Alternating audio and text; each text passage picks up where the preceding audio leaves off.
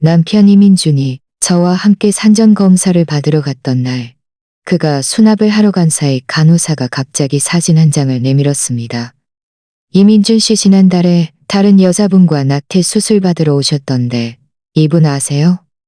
저는 사진을 보는 순간 그 여자가 제 재수 씨 김지은이라는 것을 알아챘습니다. 그 후로 저는 단 한 가지 일에 몰두했습니다. 이 작자는 미쳤습니다. 저는 임신 3개월째였습니다. 그날 날이 막 밝아올 무렵 잠에서 깼습니다. 알람 소리에 깬 것이 아니었습니다. 뱃속의 작은 생명이 저를 톡톡 가볍게 차는 듯한 느낌에 마음이 부드러워지고 따뜻해졌습니다. 남편 이민주는 깊은 잠에 빠져 있었습니다. 그의 얼굴을 가까이 들여다보니 미간을 살짝 찌푸리고 있었는데 무슨 꿈을 꾸는지는 알 수 없었습니다. 민준 씨, 일어날 시간이에요. 일어날 시간이요. 저는 그의 팔을 아주 조용히 흔들었습니다. 그는 비몽사몽간에 눈을 뜨더니 손을 뻗어 제 배를 쓰다듬으며 제 배를 쓰다듬으며 아파트 단지 입구에 있는 아침 식사 가게는 막 문을 열었고 따뜻한 김이 모락모락 피어올랐습니다. 저는 두유와 꽈배기가 먹고 싶다고 했습니다. 민준 씨는 기름진 음식은 아기에게 좋지 않다며 말렸고 굳이 저를 끌고 가서 죽과 계란을 사주었습니다. 길 내내 그는 세심하게 저를 챙겼습니다. 제 가방을 들어주고 길을 건널 때는 여전히 제 손을 꽉 잡았습니다. 병원에 도착했을 때는 겨우 8시였지만 산부인과에는 벌써 많은 사람이 줄을 서 있었습니다. 민준 씨는 제 접수증을 받으러 갔고 저는 빈자리를 찾아 앉았습니다. 옆자리에 앉은 아주머니도 산전 검사를 받으러 오셨는데 저에게 말을 걸며 둘째를 임신했다고, 첫째는 벌써 5살이라고 했습니다. 한참 이야기를 나누는데 제 이름이 호명되었습니다. 민준 씨는 서둘러 저를 부축해 일으켜 세웠고 함께 진료실로 들어갔습니다. 의사 선생님은 제 혈압을 재고 태아 심장 소리를 들은 후 제가 수납하고 금방 올게요. 저는 고개를 끄덕이며 그가 수납 창구로 걸어가는 뒷모습을 바라보았습니다. 그의 뒷모습은 꽤 듬직해 보였습니다. 그때까지만 해도 저는 아무것도 이상하다고 느끼지 못했습니다.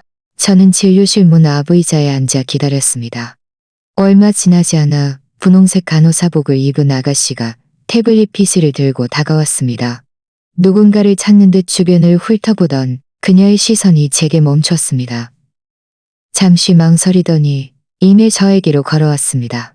실례합니다. 이민준 씨 보호자 되시나요? 간호사는 제 앞에 서서 부드러운 목소리로 물었습니다. 저는 순간 멍해졌다가 고개를 끄덕이며 네, 제가 그의 아내입니다. 무슨 일이세요? 라고 답했습니다. 하고 짧은 탄식을 내뱉더니 저를 다시 한번 바라보았습니다. 그리고는 고개를 숙여 태블릿 PC 옆면인데 조금 흐릿했지만 남자와 여자 한 명씩이 선면을 몇 번 터치한 후다. 조금 흐릿했지만 남자와 여자 한 터치한 후 보시겠어요? 이분 아시는 분인가요? 남자는 카메라에 등을 돌리고 검은색 재킷을 입고 있었는데 체형이 왠지 모르게 민준 씨와 비슷했습니다. 저는 불길한 예감에 숨이 막히는 듯 했습니다. 이 남자가 제 남편 같아 보이는데 무슨 일인가요? 이 사진은 어디서 찍힌 거죠? 간호사는 미간을 찌푸리더니 화면을 다시 한번 터치했습니다. 그러자 또 다른 사진이다. 다른 사진이 나타났습니다. 이번에는 정면 사진이었습니다. 선명하게 이민준 씨였습니다. 이번에는 정면 사진이었습니다. 이분이 정말 남편분 맞으세요? 간호사는 다시 한번 확인하듯 물었습니다. 아까보다 목소리에 심각한 기색이 돌았습니다. 저는 가슴이 철렁 내려앉으며 불안해지기 시작했습니다. 서둘러 고개를 끄덕였습니다. 네, 맞아요. 혹시 그 사람에게 무슨 일이에요? 혹시 그 사람에게 무슨 일이라도 생긴 건가요? 간호사는 제 질문에 직접 답하지 않고 오히려 저에게 물었습니다. 지난달 23일에 저희 병원에 오셨답니다. 남편분께서 지난달 23일에 저희 병원에 오십삼 일에 민준 씨는 회사에 일이 있어 야근한다고 했습니다. 그때 저는 그에게 너무 무리하지 말고 일찍 집에 오라고 말했었죠. 설마 그가 야근을 한 것이 아니라 병원에 온 건가? 그것도 다른 여자와 함께? 아니요. 그는 그날 야근한다고 했는데요.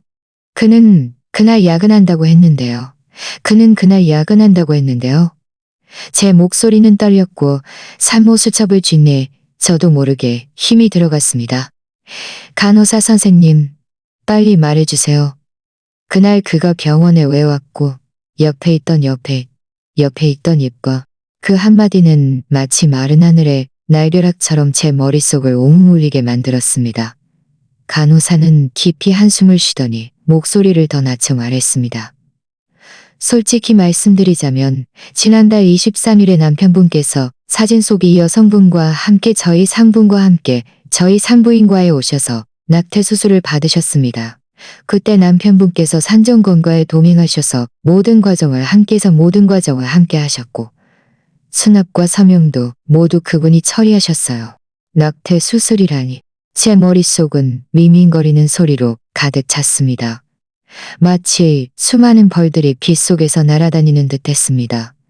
간호사가 그 뒤로 무슨 말을 했는지 거의 들리지 않았습니다. 저는 태블릿 PC 속 사진에 시선을 고정했습니다.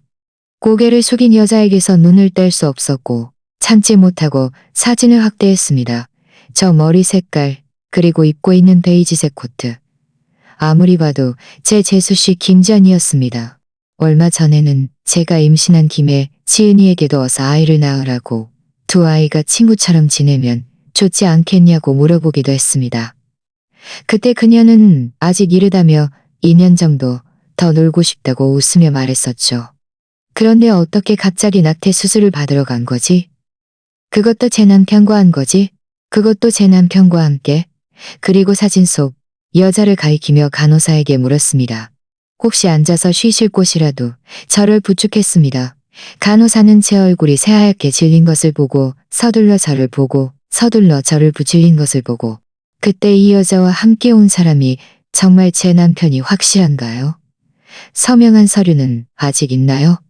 제가 볼 수 있을까요? 간호사는 곤란한 표정을 지었습니다. 서명 서류는 병원 보관 자료라서 아무에게나 보여드릴 수는 없습니다. 하지만 제가 아주 분명히 기억해요. 그때 그 여자분은 감정이 많이 불안해 보였고 계속 울었어요. 남편분께서 옆에서 위로해 주셨고 의사 선생님께 몸이 약하니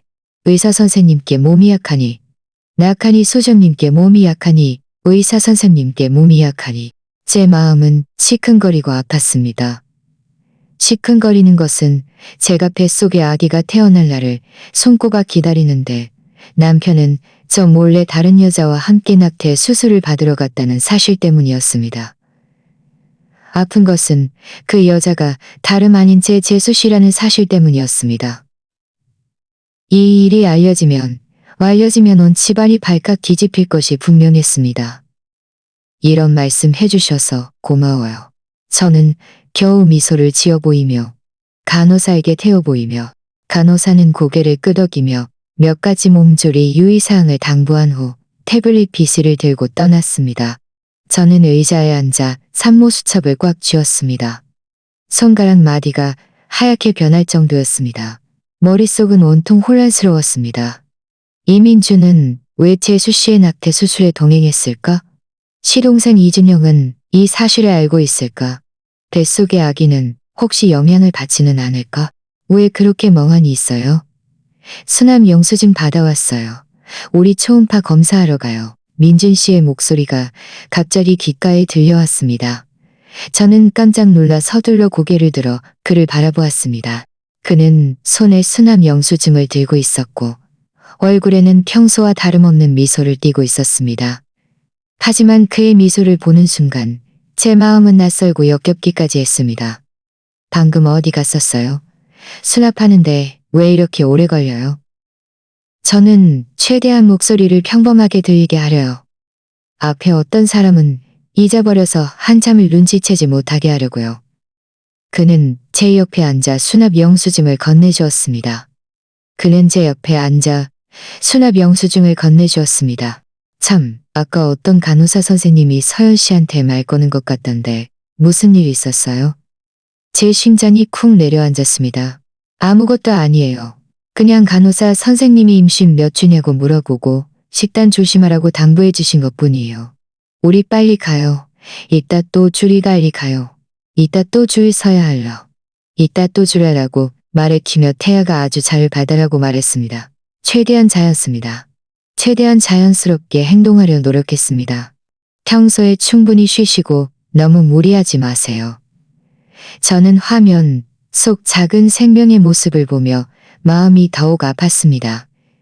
아기는 이렇게 건강한데 그 아기의 아빠는 어떻게 이런 짓을 저지를 수 있을까? 초음파실에서 나온 후에도 민준 씨는 내내 제 곁을 따라다니며 이것저것 물었습니다. 그들 둘이 대체 무슨 관계인지도 밝혀내야 했고 그들 둘이 대체 뭘 좀 먹고 싶은지 등등. 저는 건성으로 대답하면서도 머릿속으로는 어떻게 이 일을 파헤칠지 고민했습니다. 그리고 준영 씨는 이 일을 알고 있을까? 병원 문 앞까지 왔을 때 민준 씨는 물을 사오겠다며 저에게 문 앞에서 기다리라고 했습니다. 그가 안으로 들어가는 뒷모습을 보며 저는 휴대폰을 꺼내 지은이의 카톡 프로필을 찾아보았습니다. 한참을 망설였지만 결국 메시지를 보내지 못했습니다. 왜 그래요? 아직도 안색이 안 좋네. 악화시킬까봐 두려웠고 무엇보다 듣고 싶지 않은 대답을 들을까봐 더 무서웠습니다. 혹시 아까 초음파 검사 받느라 피곤했나? 우리 그냥 집에 가서 쉬는 게 어때요? 저는 물을 받아 들고 고개를 끄덕일 뿐 아무 말도 하지 않았습니다. 차에 앉아 민준 씨는 운전을 하면서도 아기가 태어난 후의 일에 대해 계속 이야기했습니다. 아기에게 가장 좋은 아기 침대를 사주고 최고의 산후도우미를 고용할 거라고며 마음속에 커다란 돌덩이가 저는 창밖을 바라보며 마음속에 커다란 돌덩이가 얹힌 듯습니다. 차가 집으로 향하는 길에도 민준 씨는 쉬지 않고 조잘거렸습니다. 아기 방을 연한 파란색으로 칠해주고 싶다느니 제가 임신 중기가 되어 안정되면 근교 한옥마을로 놀러 가자느니 했습니다. 저는 조수석에 기대어 창밖을 스쳐 지나가는 나무 그림자를 응시했습니다. 그의 말은 한마디도 귀에 들어오지 않았습니다. 머릿속은 온통 간호사의 말과 그 흐릿한 사진으로 가득 차 있었습니다. 집에 들어서자 민준 씨는 저를 부축하여 소파에 앉히고는 부엌으로 가서 따뜻한 물을 따라왔습니다. 임산부에게 좋다며 꿀까지 특별히 넣어주었습니다. 그가 부산하게 움직이는 모습을 보니 제 마음은 더욱 쓰라렸습니다. 그 일이 없었다면 그는 여전히 저에게 더할 나위 없이 다정하고 사려 깊은 남편이었을 것입니다. 하지만 지금은 그의 모든 행동이 마치 연기처럼 느껴져 눈에 거슬렸습니다. 서연 씨, 앉아서 좀 쉬고 있어요. 제가 산정 검사 보고서 정리하고 빨래 널고 올게요. 빨래 널고를 제게 건네고는 몸을 돌려 베란다로 향했더라. 제 머릿속에 한 가지 생각이 스쳤습니다. 그 서명 기록을 어떻게든 손에 넣어야 했습니다. 그것이야말로 가장 직접적인 증거가 될 것입니다. 민준 씨가 빨래를 마치고 거실로 돌아왔을 때 저는 이미 감정을 조절한 상태였습니다. 그가 건네주는 과일을 받아들고 일부러 웃으며 말했습니다.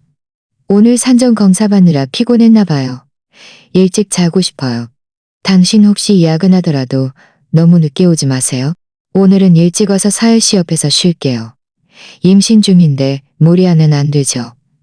밤에 침대에 눕자 민준 씨는 금방 잠이 들었습니다. 코까지 골며 자는 그를 보며 저는 말똥말똥 눈을 뜨고 밤늦도록 머릿속으로 단서를 정리했습니다. 간호사가 수술은 지난달 23일에 그날 민준 씨는 야근한 이민준. 그날 민준 씨는 야근한다고 했었죠. 사진 속 여자가 입었던 베이지색 코트. 김지은은 지난달에 분명 똑같은 베이지색 코트. 분명 문제가 있었습니다. 다음 날 아침 일찍 민준 씨는 출근했습니다. 그가 나간 후 저는 서둘러 휴대폰을 집어들고 간호사에게 메시지를 보냈습니다. 어제 그와 이야기할 때 나중에 산전 검사 관련 질문이 생기면 상담하고 싶다고 하면서 일부러 그의 연락처를 받아두었습니다. 메시지에는 이렇게 물었습니다. 간호사 선생님, 지난달 23일 낙태 수술 말인데요. 그때 그 여자분은 몇 시쯤 오셨나요?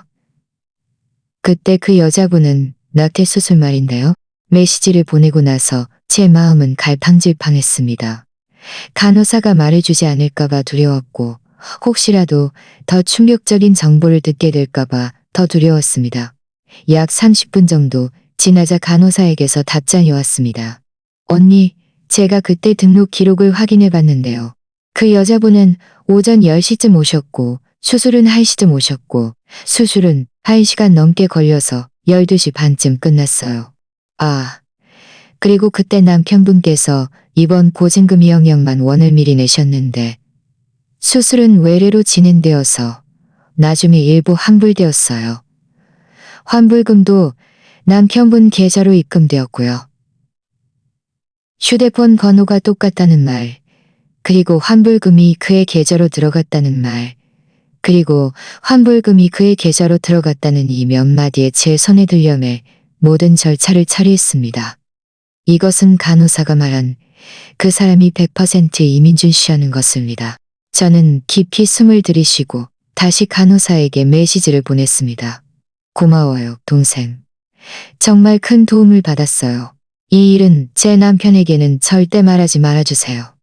그가 부담스러워할까봐요. 간호사는 걱정 마세요, 언니. 절대 말하지 않을게요. 라고 답장을 보낸 후 더 이상 말이요. 라고 답장을 보낸 후 더 이상 말이 없었습니다. 휴대폰을 내려놓고 저는 사저로 가서 민준 씨의 컴퓨터를 켰습니다. 그의 컴퓨터를 켰습니다. 그의 컴퓨터 비밀번호는 우리의 컴퓨터 비밀번호는 우리의 컴퓨터 비밀번호는 지난달 거래 기록을 찾아보니 과연 23일에 병원에서 환불된 금액 1억만 원이 있었습니다. 간호사가 말했던 보증금 일부 환불과 정확히 일치했습니다. 그 외에도 그날 오전 9시 반에 500만 원의 이체 내역이 있었습니다. 수취인 이름은 신규라고 되어 있었습니다. 취취한 이름은 신규라고 되어 있어 누구인지 알 수 없었지만 이체 시간이 병원에 가기 전이었습니다. 저는 서둘러 지은이에게 보낼 것입니다. 이 모든 것을 마치고 저는 서재 의자에 앉아 휴대폰 속 사진들을 바라보며 천천히 마음을 가라앉혔습니다. 이제 증거는 있었습니다. 거래 내역, 그리고 간호사의 증언. 남은 것은 사진 속 여자가 김지은이 확실한지 확인하는 것뿐이었습니다. 점심때 민준 씨에게서 전화가 왔습니다. 점심은 뭘 먹었는지 저녁에 족발이라도 사갈까 물었습니다. 제가 며칠 전부터 족발 먹고 싶다고 했었다는군요. 저는 전화로 웃으며 좋아요. 라고 답했습니다. 하지만 전화를 끊자마자 더 이상 웃을 수 없었습니다. 저는 지금이 모든 것을 밝힐 때가 아니라는 것을 알고 있었습니다. 민준 씨는 아직 방심하고 있었고 지은이 쪽도 상황을 알지 못했습니다. 모든 증거를 다 모은 후에야 그들에게 따져 물을 수 있을 것입니다. 섣불리 움직여 상대방에게 눈치를 채게 하지 않기 위해 오후에 저는 친정엄마에게 전화를 걸었습니다. 무슨 일이 있느냐고 그냥 좀 일이 있다고만 했습니다. 그냥 좀 의논할 일이 있다고만 했습니다. 저는 눈물을 꾹 참으며 아니라고 그냥 뱃속 아기가 좀 걱정될 뿐이라고 말했습니다. 몇 마디 이야기를 나누고 전화를 걱정시키고 싶지 않았고 모든 것을 확인하기 전까지는 이를 키우고 싶지 않았습니다. 결국 이 일은 두 가족에게 얽힌 문제였고 소문이 나면 너무 보기 흉할 것이 분명했으니까요. 저녁 무렵 민준 씨가 족발을 사들고 돌아왔습니다. 낮잠 충분히 잤어요. 저는 입을 벌려 딸기를 받아 먹었습니다. 달콤한 맛이 입안에 퍼졌지만 제 마음은 쓰디썼습니다. 고개를 들어 그의 눈을 바라보며 조용히 물었습니다. 민준 씨, 지난달 23일에 정말 회사에서 야근한 거 맞아요? 그가 딸기를 포크로 찍던 손이 잠시 멈칫했습니다. 그의 갑자기 그걸 물어봐요? 그의 갑자기 그걸 물어봐요? 이내 다시 자연스러워지며 말했습니다. 그럼요. 물론 야근했죠. 그럼요. 물론 야근했죠. 여전히 거짓말을 하고 있었습니다. 아무래도 그는 이 일을 끝까지 숨길 작정인가 봅니다. 아무것도 아니에요. 그냥 아까 친구랑 수다 떨다가 야근 이야기가 나와서 문득 그날 당신이 집에 안 와서 저녁을 못 먹었던 게 생각났어요. 저는 고개를 숙여 족발을 먹는 척하며 그의 시선을 피했습니다. 아마 제가 임신하고 나서 저는 개 교하는 게 제일 줍니다. 아마 제가 임신하고 나서 자꾸 엉뚱한 생각을 하는 것 같아요. 저는 더 이상 아무 말도 하지 않고 묵묵히 족발을 먹었습니다. 하지만 마음속으로는 이미 결심했습니다. 내일 당장 지은이를 찾아가서 어떤 방법을 써서라도 진실을 캐내겠다고. 설령 그가 인정하지 않더라도 제 손에 있는 증거만으로도 그를 당황하게 만들기에는 충분할 것입니다. 다음 날 아침, 민준 씨는 일어나자마자 저를 위해 아침 식사를 준비해 주었습니다. 반숙 계란 프라이와 따뜻한 우유를 내주었죠. 저는 식탁에 앉아 우유를 천천히 저으며 지은이 이야기를 어떻게 꺼낼지 너무 의도적으로 보이지 않으면서도 말을 캐낼 수 있는 방법을 궁리했습니다. 참, 저는 갑자기 생각난 듯 고개를 들어 민준 씨를 바라보았습니다. 엄마 말씀 들어보니 지은이가 요즘 몸이 좀야. 자꾸 입맛이 없다고 한다는데 무슨 일이 있는지 알아요? 무슨 일 아닌지는 아세요? 민준 씨는 맛방을 입에 넣으려던 참이었습니다. 몰라요. 저 요즘 준영이랑 연락 안 해서 그런 말 못 들었는데요. 저는 속으로 비웃었지만 겉으로는 의아한 표정을 지었습니다. 그래요? 저는 당신이 준영 씨랑 자주 연락하는 줄 알았는데 그래도 친형제 사이인데 말이죠. 며칠 전에는 지은이 카톡 프로필에 병원 사진이 올라왔던데 무슨 일인지는 안색이 안 좋았습니다. 무슨 일인지는 안 써 있었지만 안색이 안 좋아 보이던데 혹시 아픈 거 아닐까요? 그의 귓불은 빨갛게 달아올랐습니다. 저는 그의 뒷모습을 응시하며 말을 이어갔습니다. 정말 아프다면 우리가 형수님으로서 찾아가 봐야죠. 그래도 한 가족인데 주말에 우리 뭔가 사들고 준영 씨 집에 한번 가보는 게 어때요? 민준 씨의 포크를 쥐고 있던 손이 허공에서 멈칫했습니다. 한참이 지나서야 그는 몸을 일으켰고 제 시선을 피하며 창밖을 바라보며 말했습니다. 주말에요? 게다가 준영이도 지은이가 아프다고 말한 적 없는데 우리가 갑자기 찾아가면 오히려 방해가 될 수도 있고요. 저는 손에 들고 있던 숟가락을 내려놓았습니다. 제 목소리에는 약간의 의아함이 섞여 있었습니다. 어제는 그 프로젝트 지난주에 거의 끝났다고 하지 않았어요? 그런데 왜 또 이상케 묻지 않고 고개를 끄니에요? 그런데 왜 또 야근이에요? 민준 씨는 제 질문에 말문이 막힌 듯 입술만 달싹였습니다. 그리고는 갑자기 추가된 업무가 사겠습니다. 하지만 마음속으로는 그가 거짓말을 하고 있다는 확신이 더욱 커졌습니다. 아침 식사를 마친 후 민준 씨는 식기를 정리하고는 서류 가방을 들고 나갈 준비를 했습니다. 문 앞에 다다랐을 때 그는 갑자기 뒤를 돌아보며 말했습니다. 참, 저 오늘 좀 늦게 들어올 수도 있어요. 저녁은 서연 씨 혼자 대충 챙겨 먹고 기다리지 마요. 그의 뒷모습을 보며 저는 생각했습니다. 그는 지은이에 대한 생각했습니다. 민준 씨가 나간 후 저는 휴대폰을 꺼내 지은이의 카톡 프로필을 찾아보았습니다. 그의 프로필은 3일 동안만 보이도록 설정되어 있었는데 가장 최근 게시물은 제가 어제 말했던 그 병원 사진이었습니다. 사진에는 병상에 놓인 손 하나만 보였고 힘들다는 글 외에는 다른 정보가 없었습니다. 저는 사진을 한참 동안 응시하다가 문득 병상 시트가 제가 병원에 갔을 때 보았던 시트와 똑같다는 것을 알아챘습니다. 모두 연한 파란색 줄무늬였습니다. 거던이다. 약 1시간 뒤에 준영 씨에게서 답장이 왔습니다. 아니에요. 지은이 괜찮아요. 그냥 요즘 날씨가 추워서 감기 기운이 좀 있어서요. 병원에는 안 갔어요. 병원에는 안 갔어요. 형수님, 민준이 형이 뭐라고 했어요. 병원에는 안 갔어요. 병원에는 안 갔어요. 라는 네 글자를 보자마자 제 마음이 철렁했습니다. 제 마음이 설련이다. 지은이는 분명 병원 사진을 올렸는데 준영 씨는 모르고 있었습니다. 이것은 지은이가 병원에 간 것을 준영 씨은이가 병원에 간 것을 준영아. 저는 준영 씨에게 답장을 보냈습니다. 아마 민준 씨가 잘못 들었나 봐요. 별일 없다니 다행이네요. 지은이에게 몸조심하고 물 많이 마시라고 전해주세요. 메시지를 보내고 저는 소파에 기대어 눈을 감았습니다. 지난 몇 달간 민준 씨와 지은이의 수상한 행동들을 되짚어보기 시작했습니다. 무슨 일이냐고 물으니 실수로 잘못들을 되짚어보기 시작했다고 했습니다.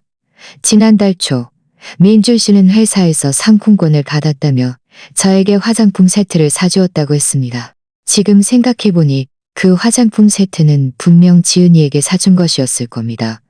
또 한 번은 밤에 제가 물 마시러 일어났을 때 민준 씨가 거실에서 몰래 전화 통화를 하는 것을 보았습니다. 목소리를 아주 낮춰서 통화하고 있었는데 제가 다가가자 서둘러 전화를 끊고는 스팸 전화였다고 했습니다. 그때는 별 생각 없었지만 지금 생각해보니 그 전화는 분명 지은이에게 건 전화였을 겁니다. 더 확실한 증거를 찾아야만 그들에게 모든 것을 밝힐 수 있을 것입니다. 오후에 민준 씨에게서 전화가 왔습니다. 회사에 갑자기 회의가 생겨서 저녁에 집에 못 들어올 것 같으니 저보고 알아서 잘 챙겨 먹으라고 했습니다. 저는 전화로 미 하고 짧게 대답하고는 더 이상 말하지 않고 전화를 끄는 후 저는 준영 씨 집에 가보기로 결심했습니다. 지은이를 만나지 못하더라도 준영 씨 입에서 뭔가 캐낼 수 있을지도 모른다고 생각했습니다. 한참을 문을 두드리고 나서야 준영 씨가 문을 열었습니다. 저를 보고는 깜짝 놀라며 형수님, 어쩐 일이세요? 어서 들어오세요. 라고 말했습니다. 저는 거실로 들어섰지만 지은이가 보이지 않아 물었습니다. 지은이는요? 집에 없어요? 준영 씨는 머리를 극적이며 말했습니다. 오후에 절친 만나러 쇼핑 간다고 했는데 아직 안 돌아왔어요. 영수님, 지은이 찾으세요. 무슨 일이 있으세요? 참, 너희 둘 요즘 별일 없지? 저는 왠지 민준 씨가 요즘 좀 이상한 것 같아서 뭔가 저에게 숨기는 일이 있는 것 같기도 하고. 준영 씨는 잠시 멍하니 있다가 이상하다뇨? 아니에요. 며칠 전에 민준이 형이랑 저녁 먹었는데 형이 형수님 임신해서 너무 기쁘다고 잘 보살펴줘야 한다고 했는걸요. 그리고 형이 형수님이 요즘 쉰 거 먹고 싶어 한다고 하던데 여기 친구한테서 자신의 아내와 형이 자신 몰래 이런 짓을 저질렀다는 것을요. 저는 더 이상 민준 씨가 이상하다는 이야기는 꺼내지 않고 준영 씨와 잠시 이야기를 나누다가 귀를 들고 나왔습니다. 아래층으로 내려와 택시를 잡으려던 참에 익숙한 차 한 대가 다가오는 것을 보았습니다. 민준 씨의 차였던 참에 익숙한 차 한 대가 다가오는 것을 보았습니다. 그가 왜 여기에? 설마 지은이를 찾아온 건가? 저는 서둘러 옆 나무 뒤로 몸을 숨겼습니다. 그가 차였습니다. 손에 쥔 귤이 으스러질 듯 꽉 쥐어졌습니다. 저는 올라가서 확인해 보기로 결심했습니다. 저는 민준 씨의 뒤를 조용히 따라갔습니다. 그가 준영 씨의 집 문 앞에 다다랐을 때 문을 두드리지 않고 주머니에서 열쇠를 꺼내 문을 열었습니다. 그가 준영 씨 집 열쇠를 꺼내 문을 열었습니다. 얼른 뜨거울 때 먹어. 그가 준영 씨 집 열쇠를 꺼내 먹어.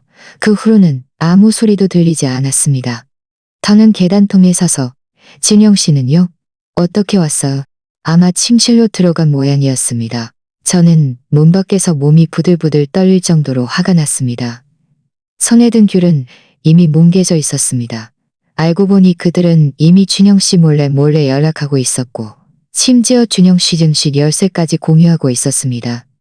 이것은 그야말로 준영 씨를 바보로 취급하는 것이었습니다. 저는 끓어오르는 분노를 억누르고 몸을 돌려 아래층으로 내려갔습니다. 저는 끓어오르는 분노를 돌려 아래층으로 내려갔습니다. 그들은 자신들의 행동에 대한 대가를 치러야 했습니다. 집에 돌아와 뭉개진 귤을 쓰레기통에 버리고 손을 씻었습니다. 거울 속 제 모습은 얼굴이 창백했고 눈은 핏줄로 가득했습니다. 저는 깊이 숨을 들이쉬고 찬물로 얼굴을 몇 번 두드렸습니다. 지금은 슬퍼할 때가 아니었습니다. 낙태 기록을 최대한 빨리 확보해서 모든 증거를 손에 쥐어야 했습니다. 문득 대학 동창 거를 손에 최대한 빨리 확보해서 모든 증거를 손에 쥐어야 했습니다. 문득 대학 동창 박수진이 그 병원 의무기록실에서 일하고 있다는 사실이 떠올랐습니다. 잠시 망설이다가 메시지를 보냈습니다. 수진아, 부탁할 일이 있는데 지금 괜찮니? 몇 분 지나지 않아 수진이에게서 답장이 왔습니다. 왜 그래 서연아. 저는 이를 악물고 대략적인 상황을 삽니다. 저는 이를 악물고 대략적인 상황을 설명했습니다. 구체적으로 누구인지는 밝히지 않고 제 주변 사람이 지난다 23일 상흔과 메시지 기다려줘. 개촉하지 마. 메시지니는 잠시 침묵하더니 답장 기록을 확인해달라고 부탁했습니다. 아무도 없을 때 찾아봐야 하니까. 저는 서둘러 고마워. 수진아. 태를 많이 끼치네. 라고 답장했습니다. 제 마음은 긴장되면서도 기대감으로 가득 찼습니다. 이것이야말로 가장 결정적인 증거였습니다. 이것만 손에 넣으면 이민준의 거짓말을 완전히 폭로할 수 있을 것입니다. 메시지를 기다리는 동안 저는 휴낸줄의 거짓입니다. 메시지를 기다리는 동안 저는 휴대폰에 찍어둔 은행 거래 내역 사진을 다시 보았습니다. 그리고 민준 씨 차 안에서 발고 민준 씨 한참을 뒤졌지만 별다른 유용한 것은 찾지 못했습니다. 그런데 가방 안쪽에서 영화표 한 장을 발견했습니다. 날짜는 지난달 18일, 바로 제가 친정에 갔던 날이었습니다. 그날 민준 씨는 야근한다고 했었는데 영화를 보러 간 것이었습니다. 전화를 보러 간 것이었습니다. 저는 영화를 것도 없이 김지어 저를 데려가지도 않았습니다. 저는 영화제입니다. 또는 영화 제목을 보았습니다. 로맨스 영화 제목을 보았습니다. 그는 평소 이런 장르다. 그리고 서류 가방을 원래대로 돌려놓고 현관 수납장에 넣어두었습니다. 이 모든 것을 마치자마자 수진이에게서 카톡 메시지가 왔습니다. 사진 한 장도 첨부되어 있었습니다. 메시지에는 이렇게 적혀 있었습니다. 지난달 23일 오전 10시 15분 낙태 수술 환자 등록 기록을 찾았어. 환자 등록 기록을 찾았어. 환자 이름은 이민준. 수술 동의서에 서명한 이름은 이민준. 관계란에는 보호자라고 적혀 있었어. 환자 김지은, 동행인 이민준이라는 글자를 보자마자 제 손에 들려있던 휴대폰이 툭 소리를 내며 소파 위로 떨어졌습니다. 결국 참았던 눈물이 터져 나왔습니다. 이미 짐작했던 결과였지만 증거를 직접 눈으로 확인하니 마치 누군가에게 주먹으로 세게 맞은 듯 아파서 숨을 쉴 수가 없었습니다. 큰 도움 줘서 정말 고마워. 이 일은 다른 사람한테는. 수진이가 다시 메시지를 보냈습니다. 혹시 내가 옆에서 이야기라도 들어줄까? 이런 이라도 들어줄까? 수진이는 걱정 마. 입 무거워. 라고 답장을 보낸 후 더 이상 말이 없었습니다. 저는 휴대폰을 집어들고 수진이가 보내온 사진을 보았습니다. 수술 동의서에 적힌 서명은 민준 씨가 평소에 쓰던 서명과 똑같았습니다. 저는 이 사진도 잘 저장해 두었습니다. 은행 거래 내역, 영화표와 함께 하나의 앨범에 넣어 증거라고 이름 붙였습니다. 이제 증거 사슬은 완벽하게 연결되었습니다. 병원의 낙태 기록, 이민준의 서명, 은행의 환불 미체 기록, 영화표, 민준 씨가 준영 씨 집 열쇠를 가지고 있다는 사실, 그리고 그와 김지은 사이의 각종 이상 행동들. 이 모든 증거들을 합치면 그들이 발뺌할 수 없을 것입니다. 저는 소파에 기대어 눈물을 천천히 멈췄습니다. 마음속의 슬픔은 분노를 천천히 멈췄습니다. 마음속의 슬픔은 분노로 변해 간편으로는 약간 안도감도 들었습니다. 그리고 준영 씨에게도 진실을 알려 더 이상 속고 살게 할 수는 없었습니다. 저녁 무렵 민줄 씨가 돌아왔습니다. 손에는 장난감을 하나 들고 있었는데 뱃속 아기에게 사준 것이라고 했습니다. 그는 아무 일 없다는데 얼굴에 미소를 띠고 제 옆에 와 앉더니 저를 안으려 했습니다. 저는 무의식적으로 옆으로 피했습니다. 그의 손은 허공에서 멈췄고 얼굴에 미소도 옅어졌습니다. 왜 그래요? 아직도 나한테 화났어요? 얼굴을 바라보며 평온한 목소리로 말했습니다. 아니요.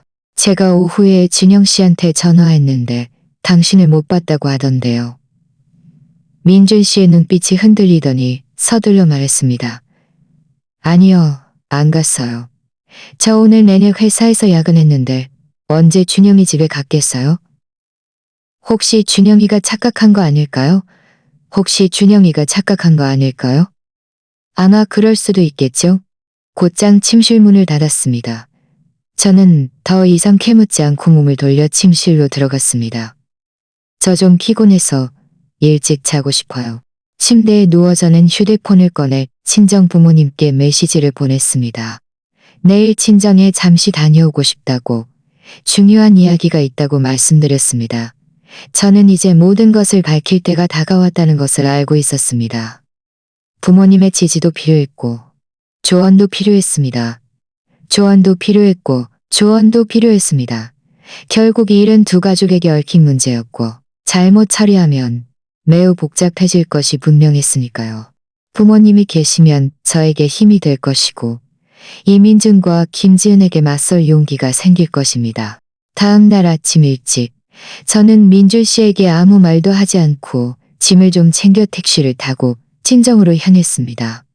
집에 도착하자마자 엄마가 마중 나와 계셨습니다.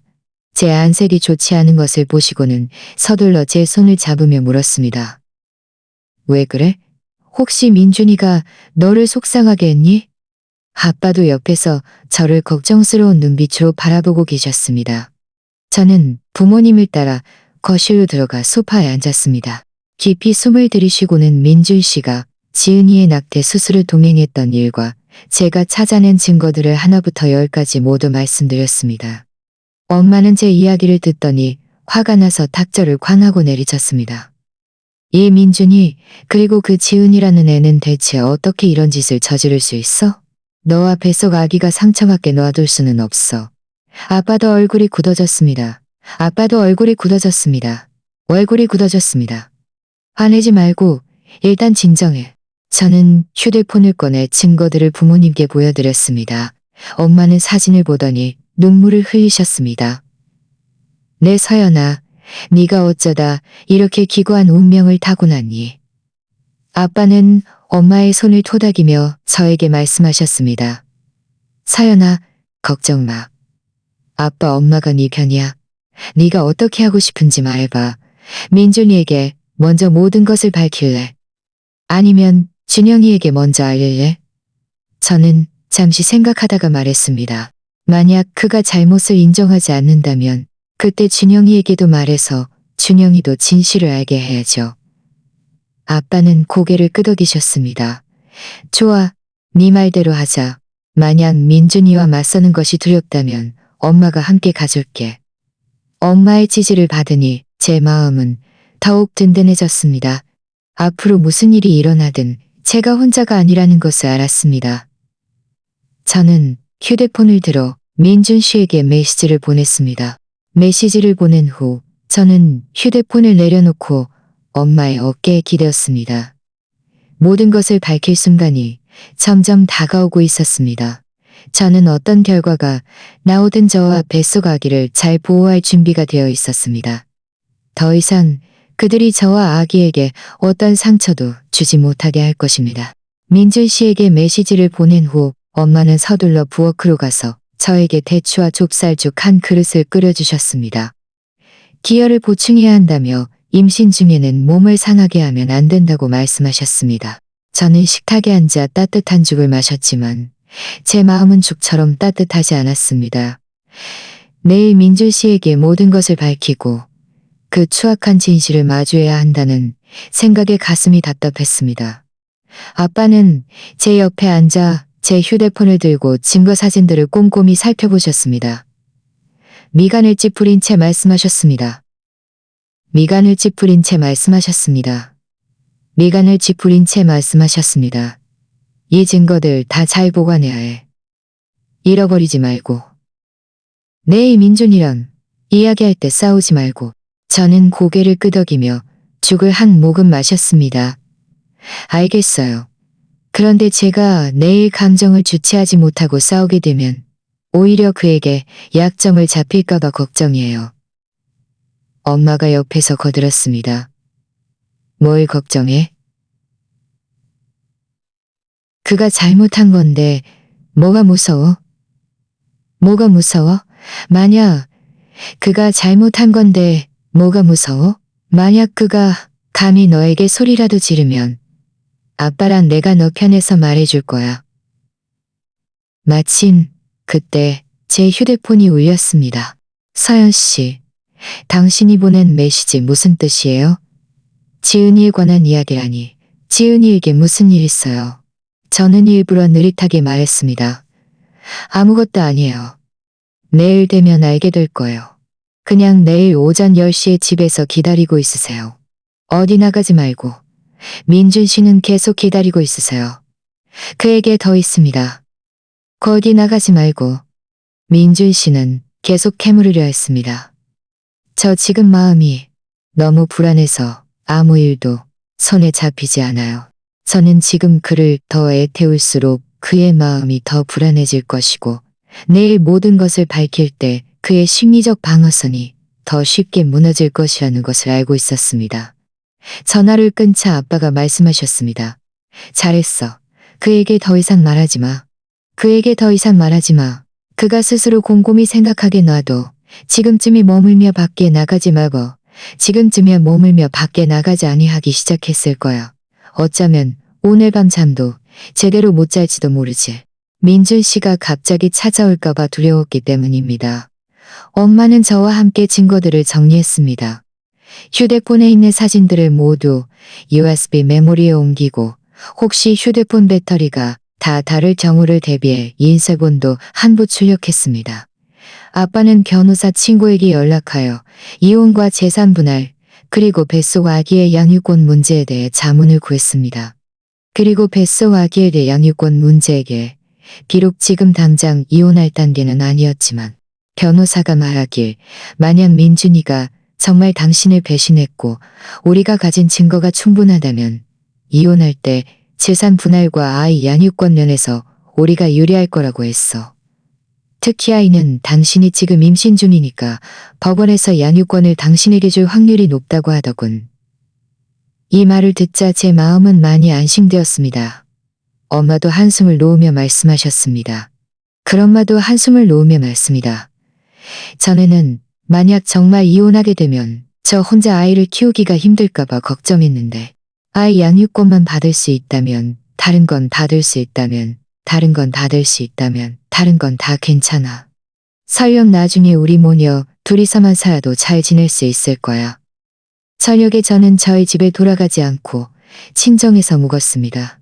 엄마는 저를 위해 햇볕에 잘 드는 남양방을 특별히 정리해 주셨습니다. 햇볕을 쬐면 뱃속 아기에게 좋다고 하셨습니다. 햇볕을 쬐면 뱃속 아기에게 좋다고 하셨습니다. 침대에 누워 저는 뒤척이며 잠을 이루지 못했습니다. 머릿속에서는 내일 모든 것을 밝혔습니다. 다음 날 아침 저는 아주 일찍 일어났습니다. 이미 아침 식사를 준비해 두었습니다. 계란과 우유 그리고 제가 좋아하는 찐빵이 있었습니다. 저는 아침 식사를 좀 먹고 부모님과 함께 택시를 타고 저희 집으로 돌아왔습니다. 집에 도착했을 때는 겨우 오전 9시 반이었습니다. 눈은 멍하니 허고 오전 9시 반이었습니다. 무척 초조해곤이었습니다. 무척 초조해고였습니다. 문은 열쇠로 문을 열었습니다. 문을 열고 보니 민준 씨가 거실 소파에 앉아있으가 거실. 문이 열리는 소리에 그는 서둘러 일어섰습니다. 저와 부모님이 함께 들어오는 것을 보고는 얼어붙었습니다. 엄마, 아빠, 두 분은 어떻게 오셨어요? 엄마는 그를 무시하고 성큼성큼 걸어가 소파에 앉으셨습니다. 아빠도 뒤따라 앉으셨습니다. 아빠도 뒤따라 앉으셨습니다. 저는 거실 중앙에 서서 민준 씨를 바라보며 말했습니다. 서연 씨, 무슨 일이든 우리 둘이서 이야기해요. 이제 말해줄 수 있어요. 민준 씨는 시선을 피하며 저를 취하며 부모님까지 걱정시켜드리지 말고요.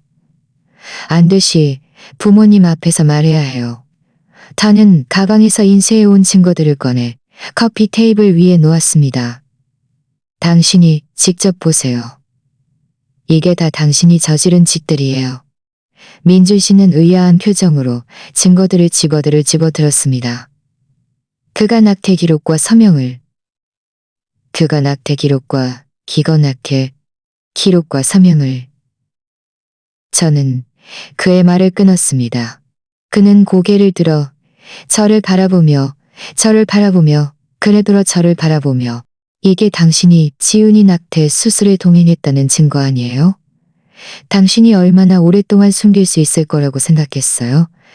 지난달 23일 당신은 회사에서 야근한다고 했지만 사실은 지은이와 함께 병원에 가서 낙태 수술을 한 거 아니에요. 민준 씨는 입술을 달싹이며 말하려 했지만 아무 소리도 내지 못했습니다. 저는 다시 은행거래 내역과 영화표를 집니다. 그리고 이 앞에 놓았습니다. 나중에 병원에서 1,2억만 원이 당신 계좌로 환불되었고요. 또 이 영화표도요. 지난달 18일 제가 친정에 갔을 때 당신은 집에서 야근한다고 했지만 결국 노맨스 영화를 보러 갔어요. 김지은이랑 같이 간 거겠죠? 민준 씨의 얼굴은 점점 더 새하얗게 질렸고 고개도 숙였습니다. 두 손으로 얼굴을 감싸고는 중얼거렸습니다. 고의가 아니었어요. 김지은이 당신에게 낙태 수술에 동행하라고 강요했나요? 아니면 당신 스스로 기꺼이 한 건가요? 짓을 저지를 용기는 있으면서 인정할 용기는 없어요? 엄마는 옆에서 화가 나서 커피 테이블을 쾅 하고 내리쳤습니다. 이민준, 당신 정말 우리를 너무 실망시키는구나. 서연이가 당신 아이를 임신하고 있는데 당신은 저 몰래 다른 여자와 함께 낙태 수술 받으러 가. 왜 지은이의 낙태 수술에 동행했는지, 지은이와 대체 무슨 관계인지 말이다. 만약 제대로 설명하지 못하면 오늘 이 일은 해결되지 않을 것이다. 민준 씨는 천천히 고개를 들었습니다. 눈이 새빨개진 채 저를 바라보며 말했습니다. 서연 씨, 제가 잘못했어요. 한 번만 더 기회를 주세요. 제가 앞으로 다시는 지은이와 연락하지 않을게요.